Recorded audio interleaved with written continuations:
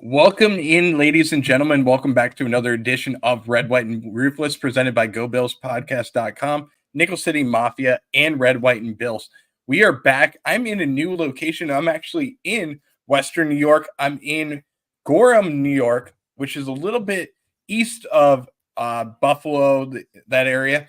But I am glad to be here, and I have a lot to talk about. Number one, before we begin the show, I've tried the world famous Bar Bill, and man, the food was excellent. I won't give you a rating on it, but if you're in Western New York, you have to try Bar Bill.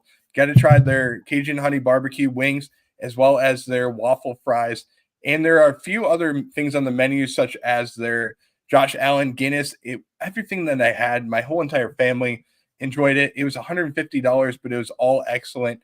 And we have more to talk about today on Nickel City Mafia. We got to talk about the game preview between the Buffalo Bills and the Seattle Seahawks. The Bills currently sitting at 5-2, coming into this game on the backs of a dominant win, a 34-10 win against the Tennessee Titans. Quarterback Josh Allen has been spectacular, throwing the ball for just under 1,500 yards and 12 touchdowns this season with no interceptions in play, which has been very key to this season. On defense, the Bills have been excellent, and they have recorded 19 sacks and 7 interceptions so far. The team is looking to extend its dominance in October against NFC opponents, while on the other hand, Seattle has a 4-3 record and has some ups and downs this season. After starting the season with 3 consecutive wins, they hit a little bit of a rough patch, but bounced back with a 34-14 win against the Atlanta Falcons. Geno Smith leads the NFL with just under 2,000 passing yards, and Kenneth Walker has proven to be a solid rushing support with 6 touchdowns this season. Seattle's defense, on the other hand, led by Mike McDonald, has been solid as well, and they have been impactful, recording 20 sacks and 4 interceptions this season. The game is expected to be competitive in this game, with the Bills leading as favorites with a -3 points. However, playing at home in Lumen Field, Seattle has historically done well in Week 8 matchups, winning each of their last 7 games overall. The over-under on the game is set at 47.5 points, which suggests that this is going to be a highly competitive and highly scoring game. So this is going to be one to watch out for. But before we begin talking about this matchup, we have to do something very important, and we have to hit our intro. So without further ado, let's kick off Red, White, and Ruthless.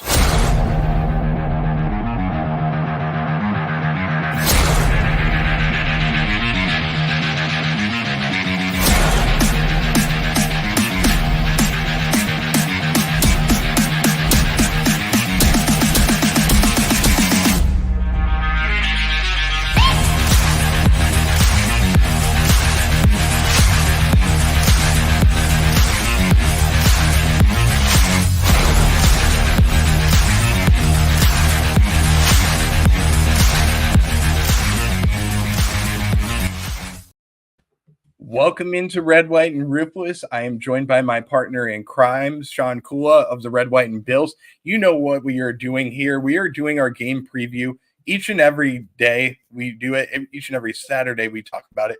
We are live each and every time at 8:30 p.m. Eastern Standard Time. I see you guys in the chat, Trek Reviewer, Mike, Fortin, Bills Fan CA, as well as Mafia Sports Report. We will get to all of your comments real quick. But without further ado, let's kick off the game preview. And before we begin, let's not forget to like and subscribe to Nickel City Mafia and check out everything that they are doing on their page. They have not only their fantasy sports page, they also have the AFC East Summit, as well as a Discord channel where you can be notified all week of what is going on with your favorite teams, whether you are a Bills fan, a Dolphins fan, or a Jets fan. Maybe you're a Patriots fan. I know there's not a lot of us in there, but we also have the Kansas City Chiefs and the Baltimore Ravens in there. So if you are looking for more content, click on over to that Discord channel. I am joined today by my partner in crime for the past 8 weeks, Sean Kula of the Red, White, and Bills. Sean, thank you so much for joining us, and we appreciate you for being on. How are you doing, man? Doing great. It's always a pleasure. Man, I know you guys have been talking about it for like the past, what, 8 months, 9 months, somewhere in there about Bar Bill. And I don't want to get into it too much, but you talked about it before how much you enjoyed it and you got to meet Jake and everything.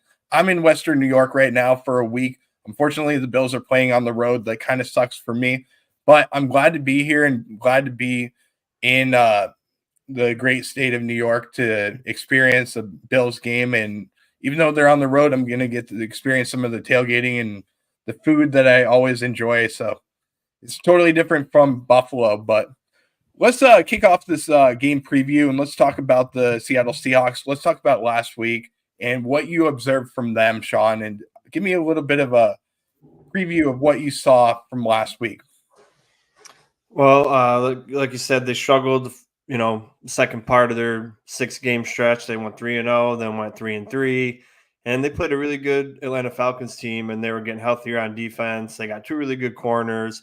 They probably have the first or second best defensive line that we're going to play. They get after offenses, they get after quarterbacks, good at tackling.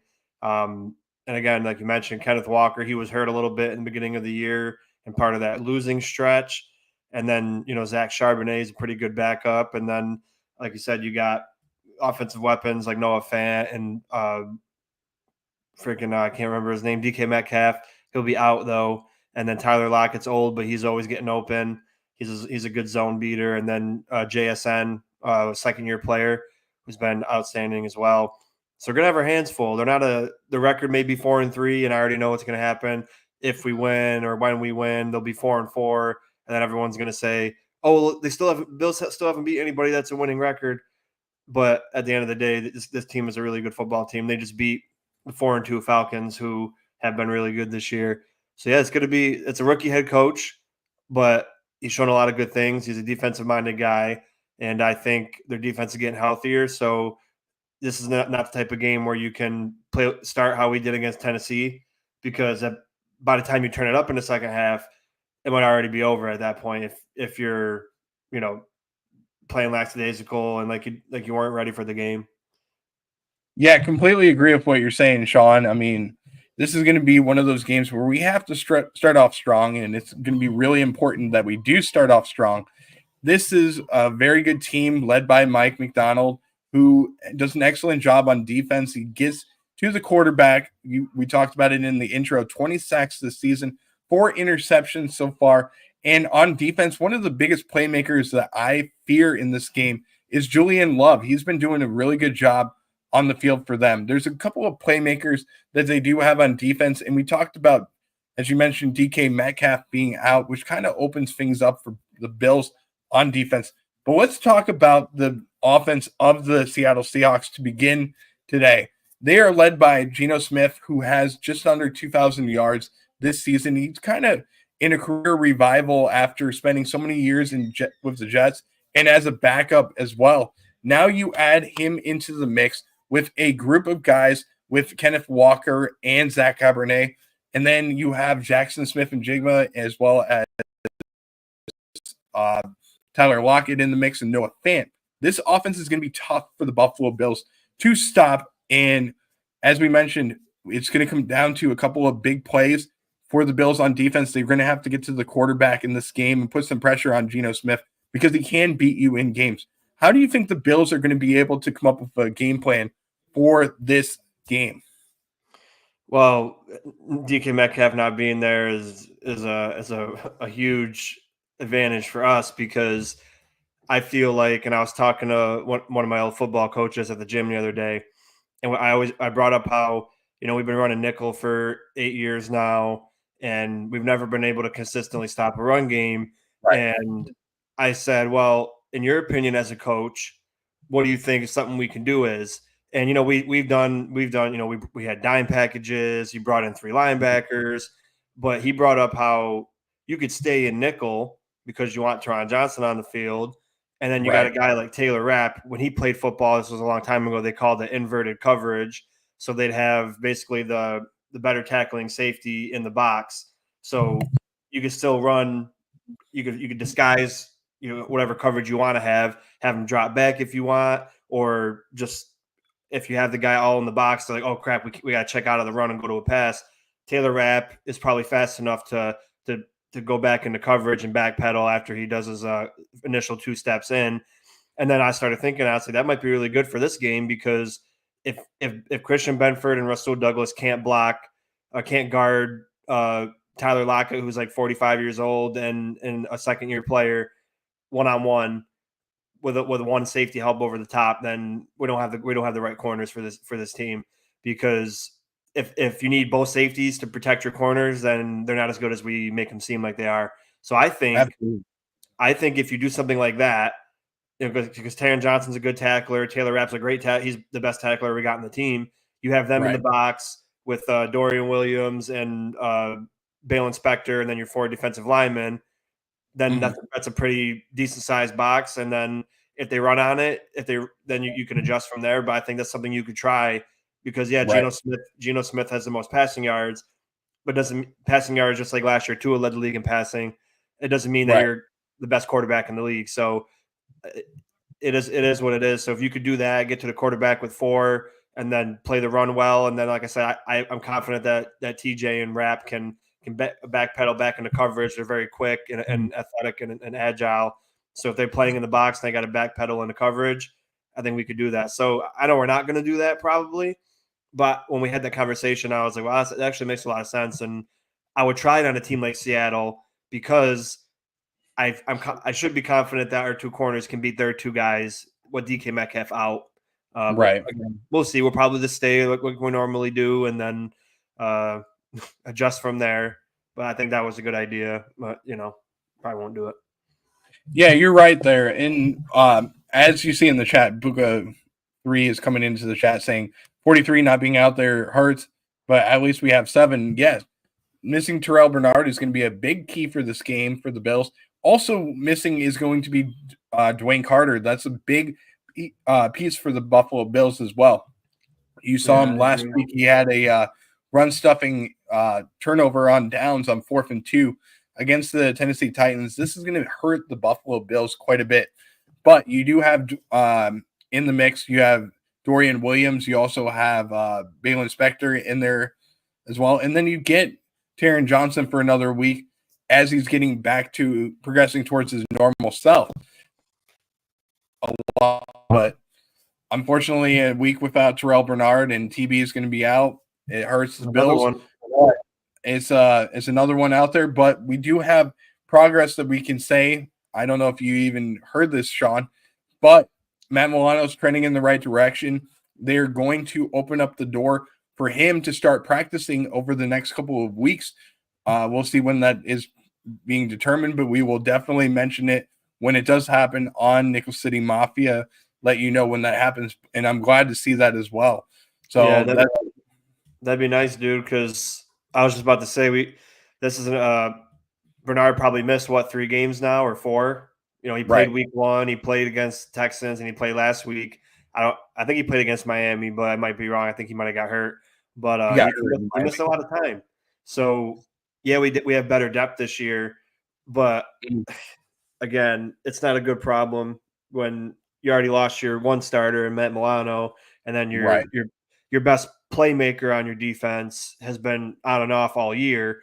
And going back to like the type of defense we could play, the reason why just going out with 3 linebackers isn't always great is because Bale Inspector can't cover running backs, and it's things like that can happen. And then when you have a formation like that, and they'll just start passing. That's what they did in Baltimore. We switched to 4-3 normal, a traditional 4-3, and they just started passing, and then we couldn't stop it. So then we went back to the nickel, and then we just stayed there. So that's why I think running the same nickel, but bringing Rapp down and just run cover 1, that would be a better thing.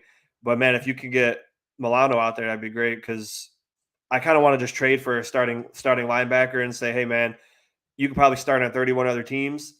When Bernard's playing, we might work you in, but he's a guy, but he's been getting hurt all year. So, we gotta rely on someone, because I hate to, because he's the biggest playmaker on the team. Whether it's sacks, interceptions, forced fumbles, fumble recoveries, he's always around the football. So it's definitely a missed presence. So makes you nervous because the trade deadline's in like a week or Hmm. like 10 days or something like that. But then it's at the same time, you're not going to go trade for a starting linebacker, and Right. but Bernard can't stay healthy. So Well, might hit the grass. on the other hand, the Bills do have a couple of linebackers in the mix. The Bills obviously thought about this in the offseason, and they decided to go after Nicholas Morrow from the Philadelphia Eagles. He hasn't even played this season, so he's another option that's on the bench. He's that guy that, like you mentioned, Sean, you said that guy that you can bring in, and you can say, hey, listen, you can start on 31 other different teams, but you're not going to start on the Buffalo Bills. You're going to be the guy that learns behind Terrell Bernard. That's that option that the Bills do have. They have Balen Spector as well. And if things don't go well, they can put in Nicholas Morrow. He's been sitting there for 8 weeks, has been healthy, and hasn't been on the field. So we'll see what happens there with the Buffalo Bills as well. Yeah, I'd like to You see want him a to, little bit too. I mean, I like Spector, and Morrow's played special teams and garbage time when we were up or getting blown out.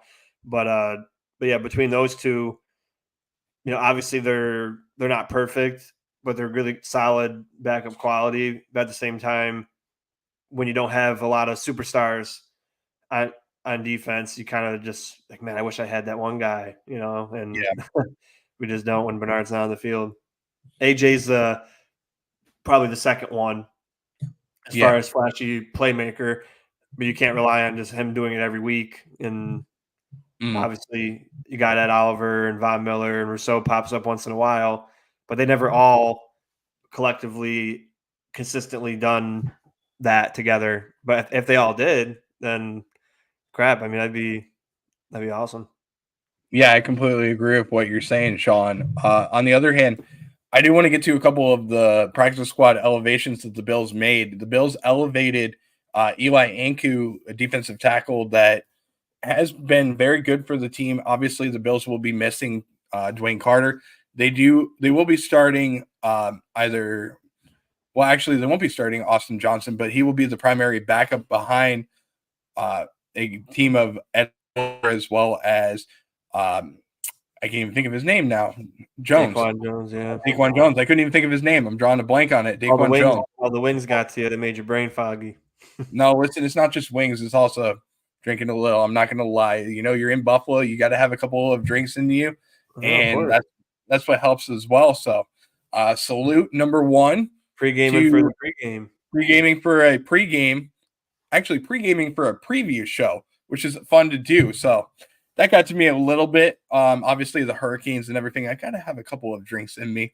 It helps out a little bit. So, it gets my mind off of things, but having this defensive tackle room, you have Daquan Jones, you have Ed Oliver, Eli Anku, as well as Austin Johnson in the mix. Not really a lot of playmakers in that defensive tackle box. Are you a little bit concerned with what the Bills have there? Yeah, I was even with Carter. I love Carter, and when we drafted him, I was pumped. But you remember, especially in the beginning, how Daquan Jones isn't the future, and he's good for being as old as he is. But I think we needed to have someone who, you know, surpassed him as a starter, and then Daquan Jones is like how Von Miller is, where he comes in situationally and then use him like that, because not only does it preserve him, but I think it'd be better off for him. Um, Again, Ed Oliver is fantastic. A lot of people, again, they think defensive tackles are always supposed to get fit. Chris Jones and Aaron Donald ruined the defensive tackle position for the entire NFL. And then Quentin Williams that one year when he had like 18 sacks. But look at Quentin Williams this year; he has one in 7 games. It's not just if you can get the sacks and the tackles for loss, that can happen. But again, your main job, control the line of scrimmage, so your linebackers and the people behind you can fill the gaps and make tackles. Keep your eyes in the backfield. That's something I always mention. But keep your eyes in the backfield, and then if you can win and make a tackle, hell yeah. But you're not always going to get sacks, because what happens if you're rushing and you crash down and break through a lane, and then the two edge rushers are crashing in, then there's a big hole. and then the Lamar Jacksons and the CJ Strouds and the Jalen Hurtses and the Patrick Mahomes can take Right. off and run. That's why sometimes the two guys got to keep the pocket where it's at, control Right. it. So then when they try to rush around the defensive ends, they can't go anywhere and then they get stuck in the pocket. So it's not just about tackles. Sometimes some years are anomalies and they can get a ton of sacks. Like at Oliver at 10 last year. He's got like 1.5 this year, but he's still doing his job and doing a great job at it. Right. One thing I have always wanted was a really like a Tavondre Sweat one tech who was 335 plus pounds and who's athletic as well, especially because we run nickel defense.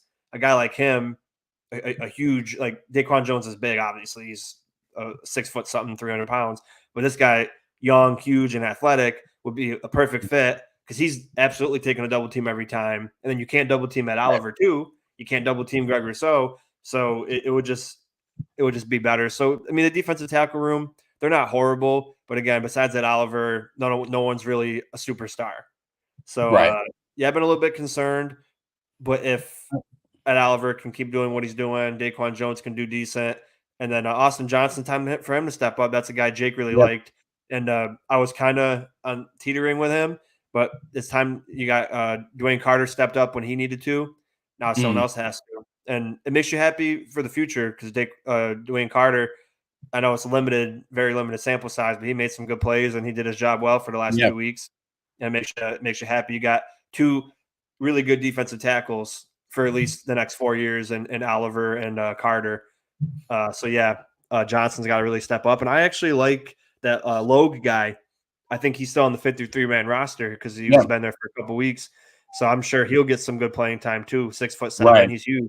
So this is another time for him to keep earning that 53-man roster spot.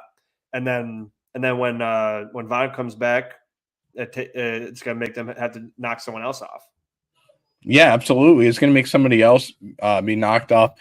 But, the biggest thing for me, like you mentioned Austin Johnson, you mentioned Eli Anku. To me, it seems like the Bills are missing some interior pressure on the quarterback, and that's been something that's gone on for the last 7 weeks. Yeah, the Bills have at times gotten interior pressure, but they haven't had that consistent interior pressure, something that they've been missing a little bit. I remember guys like Kyle Williams, Marcus Stroud, as well as Marcel Darius getting to the quarterback. I kind of feel like the Bills are missing that piece. Maybe a guy like Jordan Phillips type player that can come into the mix and get to the quarterback. They're missing that option there that they can really rely on. Somebody that you fear. And I don't know if it's just good interior offensive lines that we've gone up against, but we need to get somebody that can come in there and be feared a little bit. And if the Bills are looking to trade for somebody, I wouldn't mind a defensive tackle. That's a position I've talked about at the trade deadline for the Bills to go after. We've talked about the pass rush for the Buffalo Bills. Yeah, they're kicking the tires on guys like Jadeveon Clowney. They're kicking the tires on Myles Garrett. Those are high ticket items, but let's go after a defensive tackle. The Bills don't have a lot of cap space, and I think that there's some options there that the Bills can go after at the defensive tackle position. Yeah, and for the last couple of weeks, Dwayne Smoot was moved inside as well, and he's been making some good plays. Like on that Dwayne Carter tackle for loss, he was involved in blowing that play up too. And he's a guy who does defensive end and defensive tackle. Obviously, that's not something he could do every single snap, but you can move him. You can move him as like a speed power guy in the middle, and that's great. And we got to remember too. We give the injury excuse to everyone else. I'm not saying you, but like as a fan base, Oliver had a hurt hamstring the last 2 weeks. He missed a couple games, and then he came back, and he's obviously nursing it. But I mean, we saw what happened last year when he's fully healthy, and I think hopefully he's 100% this week.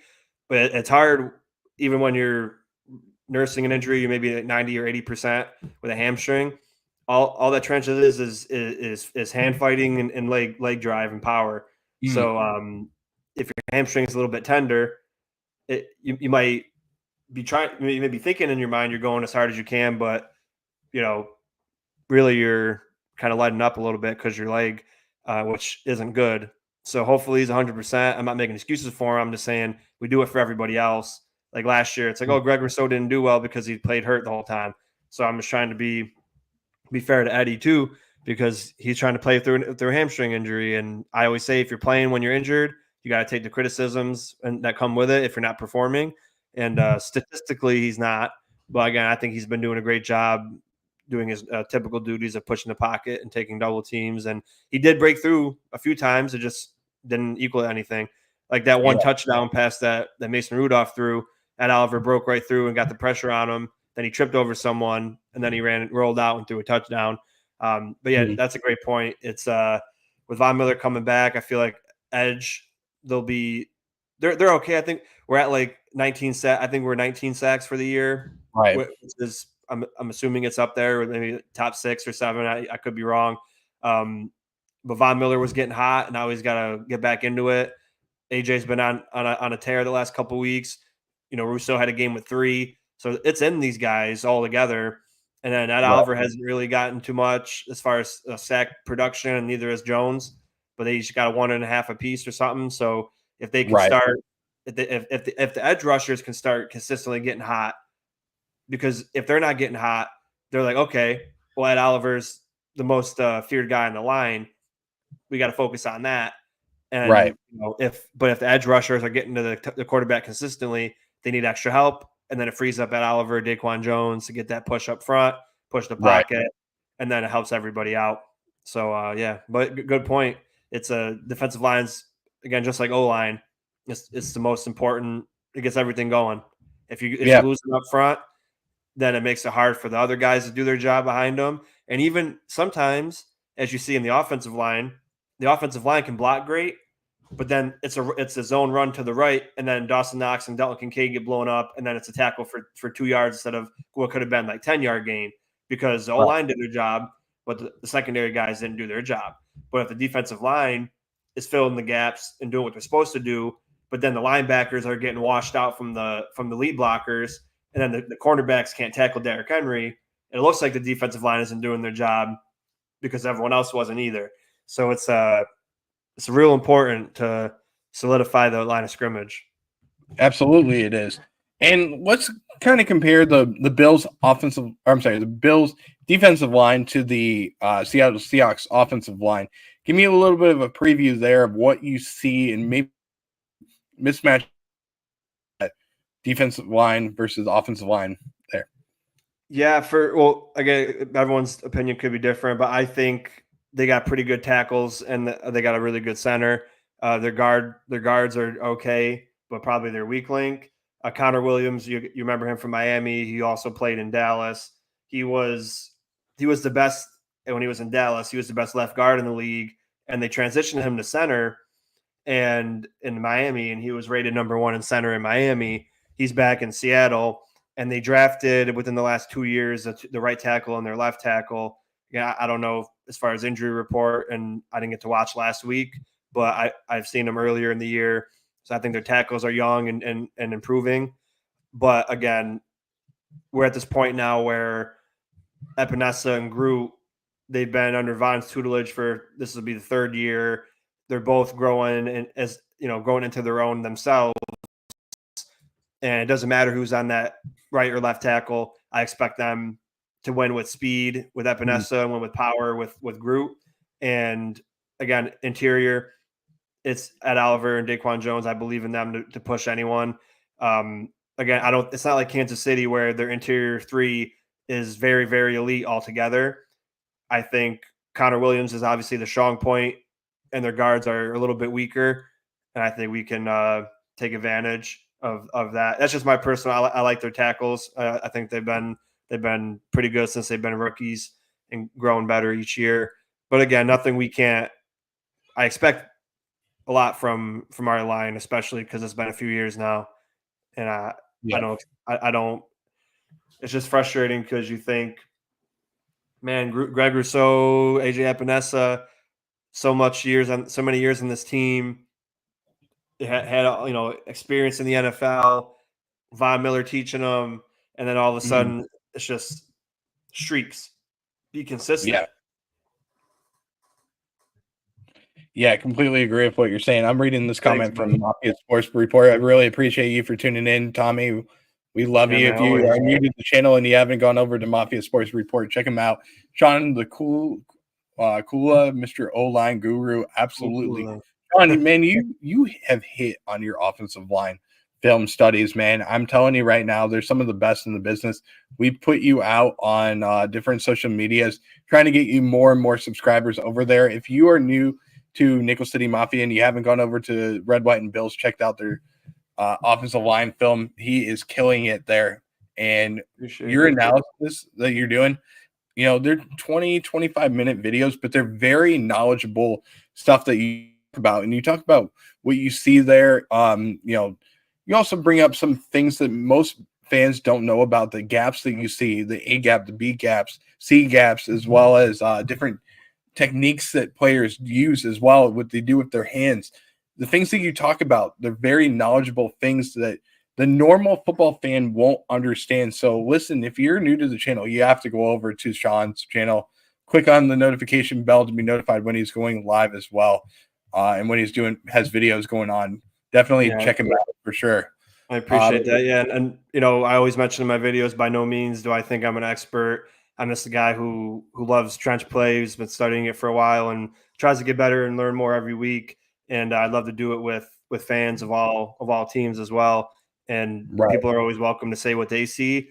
And I started noticing like PFF has their way of grading, and then I added in Pro Football Reference to try to get Mhm. multiple statistical point of views, and they're both different. So it's always cool because it's like, oh, PFF says this, Pro Football Reference says this. Now let's see what we see on the tape, and then again, we always, as far as the actual stats go, PFF has them. Pro Football Reference just says pressures, sack percentage, things like that. But PFF says hurries, hits, and well, they both do. But I always just go over the PFF ones and then compare it afterwards. So it's interesting, and I enjoy doing it. And you really you have a good time, and love to see how these guys play. It's very important for success. Yeah, you're absolutely right. And you get to see a different angle of what happens in the game. Sometimes you blame the offensive line for uh, decision makings and missing somebody in coverage. And sometimes it's the offensive line, sometimes it's the quarterback, sometimes it's a miss blocked by the running backs in those situations. But you really focus in on it and you get to see it a couple of times from different angles that you don't see on TV. That's the one thing I love about your shows, man. You have it from different angles, and the all 22 film that you use is incredible. But Sean, let's turn it over to the final injury reports from both teams before we get into the offensive side for the Buffalo Bills versus the Seattle defense. Let's start with the Seattle Seahawks and their final injury report designations that they have. Right tackle Abram Lucas has a knee injury. He will be out in this game. Wide Really? receiver Okay. TK Metcalf has a knee injury, doubtful for this game. Nose tackle Cam Young, knee injury as well, doubtful for the game. Cornerback Trey Brown has an ankle injury, and yes, it's cornerback, not quarterback, has an ankle injury, questionable for the game. Defensive end Mike Morris, ankle questionable as well. Cornerback Nehemiah Pritchett, ankle injury, questionable. Right tackle George Fant, knee injury, questionable. And Geez, for so the Buffalo, they got their starter and backup right tackle. One's out, and one's questionable. right, and Jeez. for the Buffalo Bills, they have just a few injuries to note on. We talked about linebacker Terrell Bernard, their middle linebacker, has an ankle slash pectoral injury, out for the game. Defensive tackle Dwayne Carter, wrist injury, out, and he is actually on IR. So the Bills do have a spot that they can open up on their roster and get a guy onto that roster. That's probably going to be Von Miller that they're going to keep that spot for after this game. So that's going to be the position that they have. So they don't have to release anybody after the news of Dwayne Carter. That position will go to Von Miller.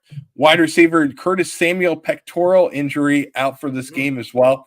Running back Darrington Evans has a hamstring injury and is doubtful. He's been on IR all season and hasn't played. So I do believe that the Bills have the last week to open they've opened up his practice window for 3 weeks. This is the last week, and I do expect him to be on IR for the rest of the season, meaning that he will not be back at all for this year, which hurts a little bit. But those are the injury designations, and we will open it up to the Bills on offense versus the Seattle defense. And Sean, we saw last week what the Bills had with Amari Cooper, as well as the effect that he had on all the different wide receivers for the Bills.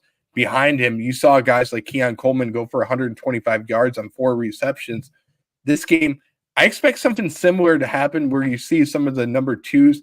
And I say the number one, Amari Cooper is an option 1 for the Buffalo Bills, but you see these guys in Keon Coleman as well as Khalil Shakir. They are option Bs for the Buffalo Bills. So they're not really bad option 1s, but they're not the highest level like Amari Cooper is. Good that you can have behind him, and you're going to see them eat. This is good for the Bills offense, and I want to know from you, what do you expect to see from the Buffalo Bills on offense? Do you expect something similar to what we saw last week where, yes, everybody eats, but obviously Amari Cooper gets his touches a little bit in this game. They're going to open up the playbook a little bit more with him, but you see guys like Khalil Shakir and you see Keon Coleman getting their touches as well. Yeah, well, going back to shout out to Tommy again. You know, he brings up how since when Shakir got hurt originally with his ankle, he's not going to be 100% for a couple weeks, and it's been a couple weeks removed. So each week he's getting better and better. So I think by now we can start seeing him maybe turn the corner and be. You know, he made a couple catches the last couple weeks, but when you're not playing 100% healthy, it does affect you. So hopefully he's on the mend and turning the corner. And like you said, Amari Cooper, he's obviously going to get more go, and it's going to be awesome to see. He's going to go against a guy like Tariq Woolen, who really should have won the Defensive Rookie of the Year 2 years ago when Sauce won it. Right. Not because I don't like the Jets, but he had the stats and he had the lockdown, and he didn't get the love. But he's also a very good corner. They have another one in the slot. I can't remember. Witherspoon, is that his name? Witherspoon. Yeah, Devin Witherspoon. He's a really good corner as well. And like you said, they got love in the secondary, in the safety room. But it's weird because as good as our secondary is, I got a good feeling that we can do something with it. Because again, if they want to play man, okay, good luck with that. Because if you're going to have Cooper and again Khalil Shakir. A couple years ago, even I forgot who, it might have been Jake brought it up. Khalil Shakir had one of the best statistical separation stats where as far as being in man coverage, he separates better than most in the NFL. This was when he was a rookie, and then working with Eric Molds, he's that guy now. He's a good separator. He's our best separator before we had Cooper, and he's a playmaker.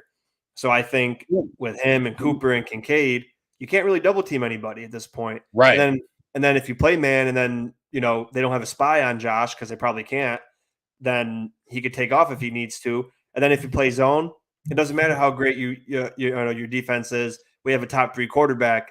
I'm not afraid of any secondary because we have a guy for a reason. And then you can run on this defense too. Like, I don't want to be so dang predictable because it's like run, pass, run, pass. Every first down we're running. In the red zone we're running. And as much as the offensive line is great, when you run the same zone run, zone right, zone left, zone right, zone left, pull the tackle, pull the guard and center, it gets so repetitive. I'm surprised we do it so well because the defense should know by now, oh, they're running this, because there's no disguise. The formation's always the same. And in the last week, you saw there was one play where the defensive end on Brown's side made a really good play because Brown was pulling and it was a play action pass and we faked the zone. So Brown was pulling and the defensive end goes, okay, I'm going to follow him. And then, no, I mixed it up. So it was a run play and he saw Brown pull. So then he just followed right behind Brown because he goes, oh, the guy's pulling. That's where the play's going.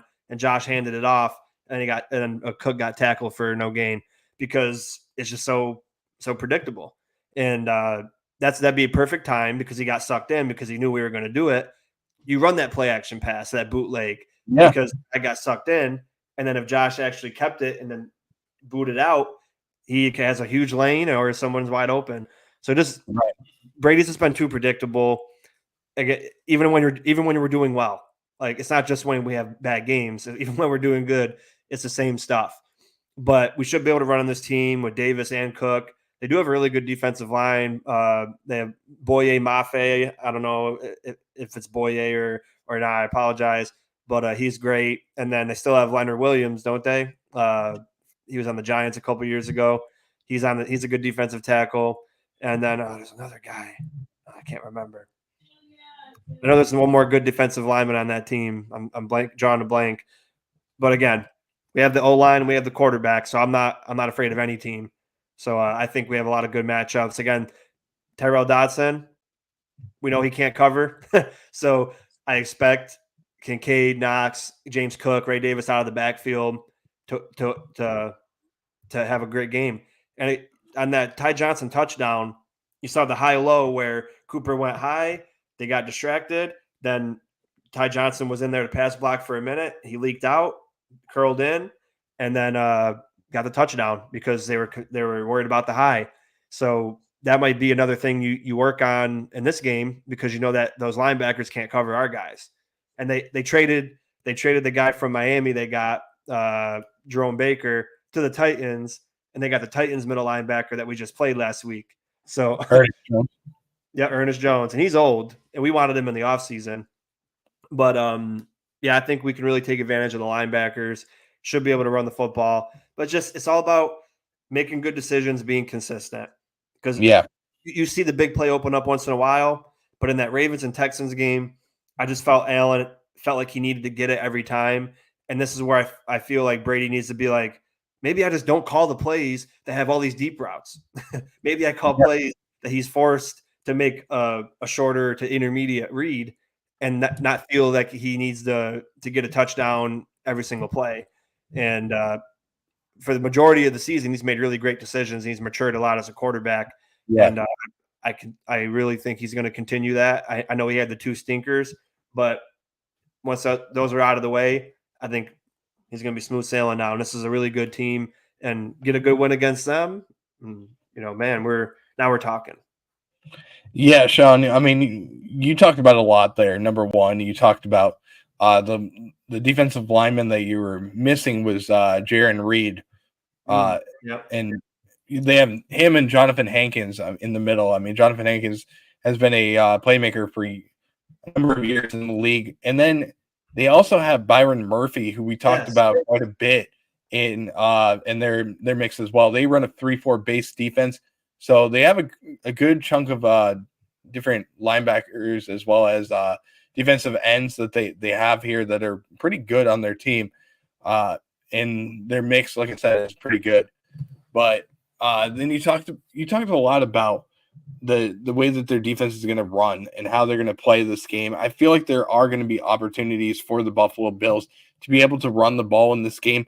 I also feel like this game is going to be a big opportunity to run that play action pass and hit the tight ends in the middle of the field as well.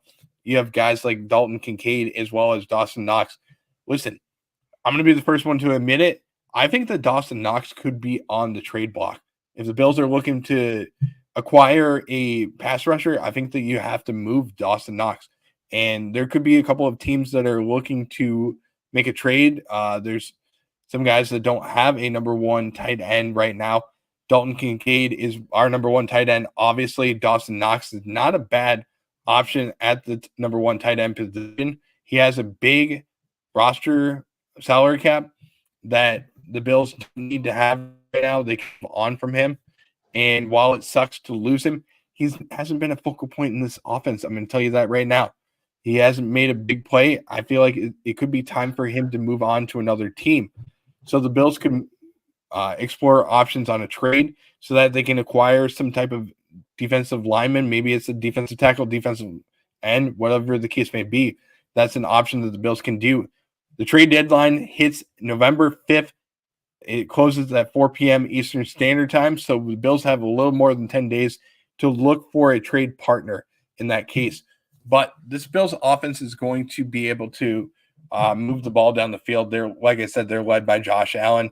But number one, they're going to be able to move the ball down the field because they have so many different playmakers now that you have Amari Cooper in the mix. Before, you didn't have an option that really scared teams. Now you do. And you're not going to be able to, like you said, Sean, you're not going to be able to bracket a guy like Amari Cooper and leave somebody like Keon Coleman or Khalil Shakir open in the middle of the field. You also have Dalton Kincaid in the middle that's going to dictate some type of coverage in this game, whether it's a safety or it's going to be a cornerback or a linebacker in many cases.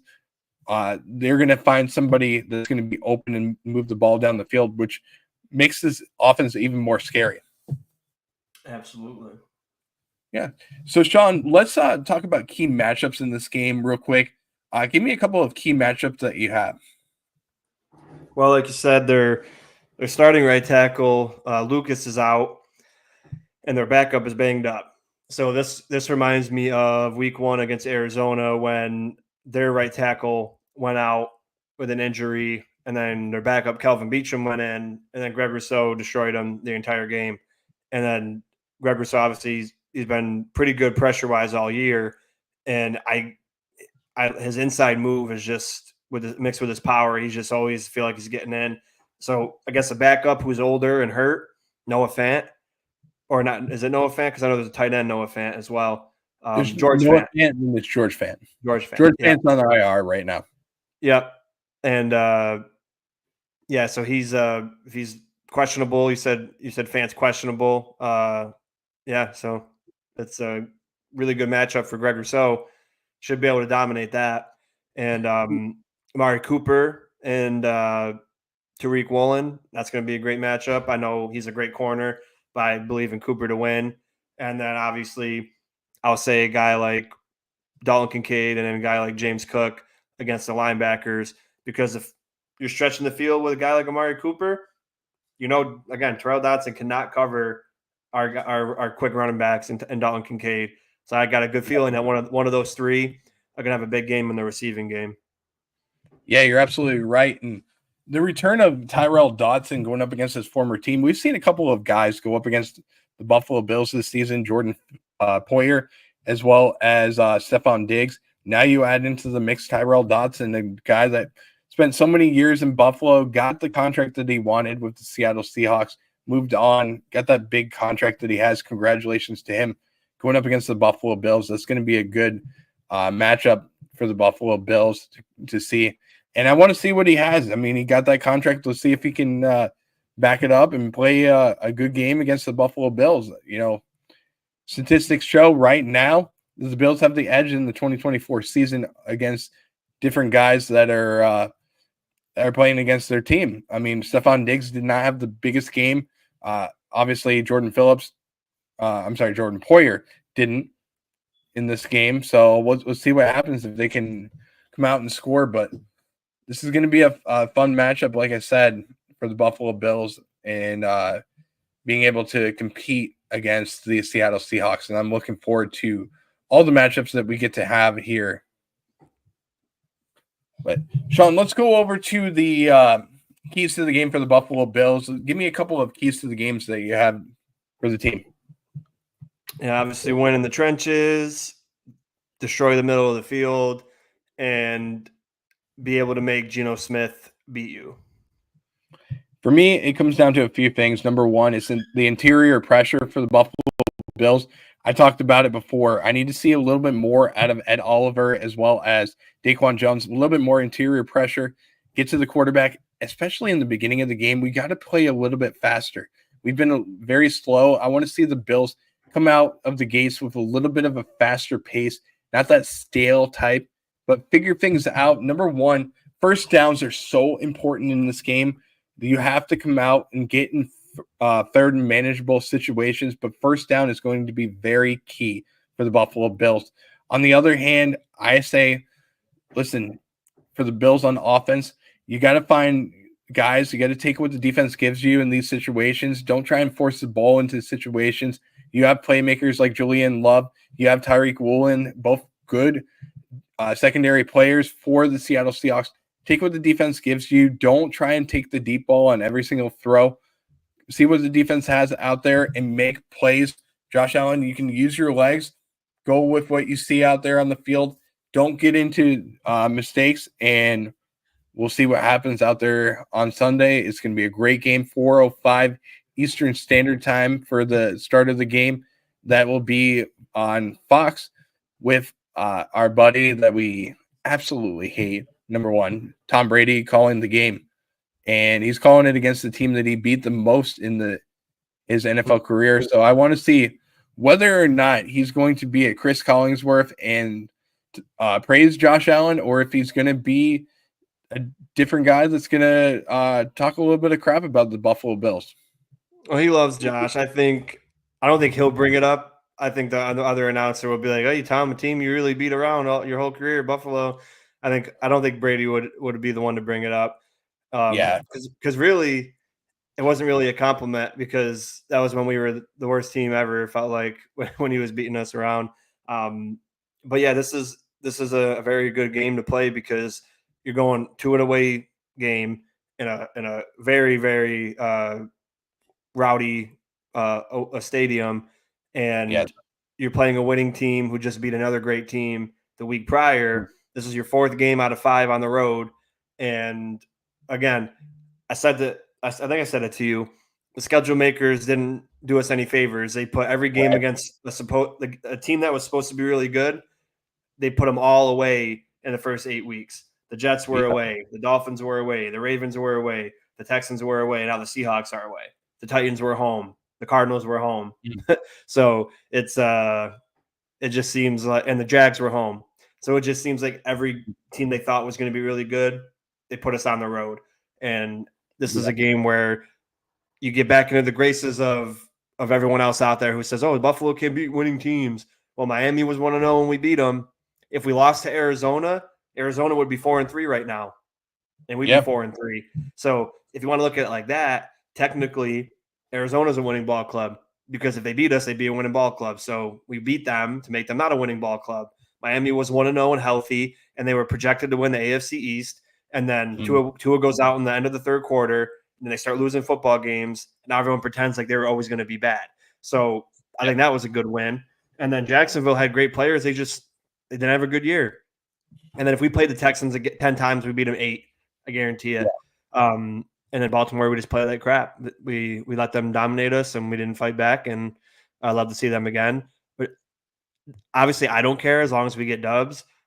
But it's nice to hear, or it's better to not hear people just run their mouth when you do win a game. "Oh, you didn't beat nobody." Okay, well, if you go out there and beat Seattle, then you beat the Lions, you beat the Chiefs, then nobody can say nothing. So start 1 week at a time, beat the Seahawks, make them into a not winning team by making them 4-4, so then everybody could tell you don't beat winning teams. And then you come back home, you play Miami, and then hopefully knock them out of contention, and then you'll be 7-2 going into another AFC matchup with the Colts. But 1 week at a time, a very, very important game, and should be a really good one. I just hope we don't come out flat, because that could be really bad for us. But I think you come out there, it's like you said, it's key to start fast. Get them to get 3 and outs, not us. Put points on the board, because you want this crowd out of it ASAP. You want them to stop running the ball ASAP. They don't have DK Metcalf. That's good. Obviously, I want to beat everybody at full strength, but we're not at full strength. So we lose a player on defense. You guys lose a player on offense. Now we're even. So let's go. Let's go do this. Let's be 6-2. Absolutely, Sean. I mean, you're right, left and right on that situation. We're not at full capacity, but it's going to be a wild, wild west showdown, like I mentioned, where you're going to see the Buffalo Bills going into a hostile environment with the 12th man of the Seattle Seahawks. Going to be tough in that situation. The decibels are going to be high. It's going to be like playing in Buffalo with Highmark and the crowd and the noise that you normally hear.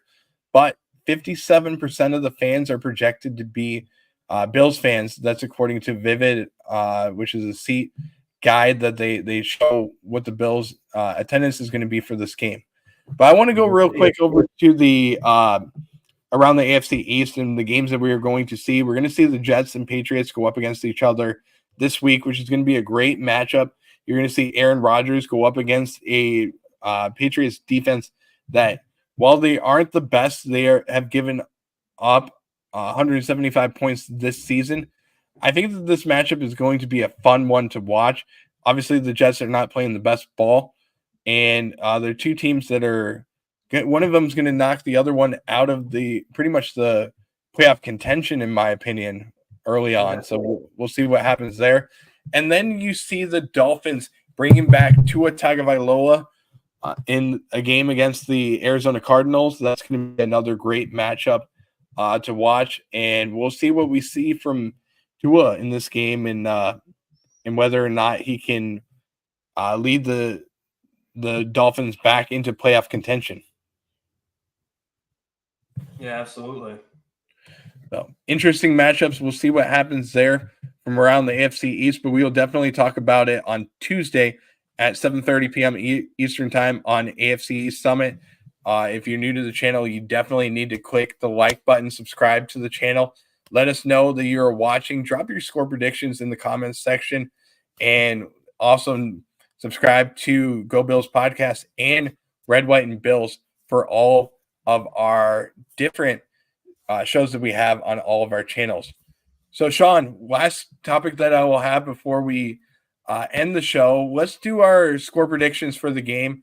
And I have a little bit of a surprise for everybody on the channel. Give me your score prediction for the game. How many points do you think the Bills are going to win by?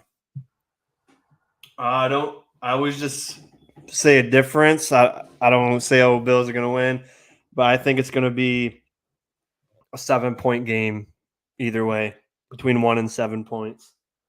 1 and 7 points. Okay, I like it. Now, for me, I told you, Sean, at the beginning of the week, we did our weekly picks. I told you what I thought was going to happen in this game. I have the Seattle Seahawks winning this game. I called it out earlier in the week as an upset of the week. I have the Seattle Seahawks beating the Buffalo Bills. The Bills are traveling out west against the Seattle Seahawks team. It is a hostile environment in Seattle. I know Bills Mafia is not going to like this answer. I'm sorry, guys. I have the Buffalo Bills losing this game. I think it's going to be a tough one. You see what they have on offense. They have quite a bit of weapons. They also have a good defense. Mike McDonald keeps teams in games. They also beat the Atlanta Falcons. I'm going to take the Seattle Seahawks to beat the Buffalo Bills by 3 points. I think it's going to be closer than many people think, but I think in the end, the Seattle Seahawks are going to win. Sorry to say it. I love the Buffalo Bills, but I had to take an upset of the week, and that's my upset of the week. All right. Everybody can make fun of him afterwards. Everybody can make fun of me afterwards. I'm hoping and praying it doesn't happen, but we'll see, guys. Anything can happen. It's any given Sunday, and if we lose, you can thank me. I will understand everybody unsubscribing to me. I get it. Feel you guys, but that could very well happen. But, Sean, I want to end it in closing thoughts real quick and end the show. I appreciate you for being on, number one. Appreciate you dealing with me as I'm up in Buffalo area, having a couple of tasty beverages, as always, as we always say, and hanging out with me, man, for about an hour. Of course. It's time to get it done. 6-2 sounds a lot better than 5-3, that's for sure. Absolutely. Any closing thoughts that you have on the show? No, I'm just excited, and hopefully they come out and show who they really are, and they don't do a half bad, half good. It's time to turn it up now. It's week 8. Absolutely. It's time for the Bills to take it up another notch and get this offense rolling. I think that they'll be able to do it, but I think they'll start off a little slow and get back into the game. That's what concerns me a little bit, why the Bills will lose by 3. So don't forget to like, subscribe, follow us on all social media platforms. You can find Nickel City Mafia on YouTube, Instagram, as well as Facebook and a few other spots. They have their Discord channel that we will drop in the chat as well. You can go on there and pretty much talk to all of us all week long. We have different topics that we talk about. The AFC East channel. We also have different fan bases, whether you are a Dolphins fan, Jets fan, Miami fan, whatever fan you are in the NFL, doesn't matter. We also have different ones like golf channels, as well as we have a new one that we just started, fantasy football, obviously.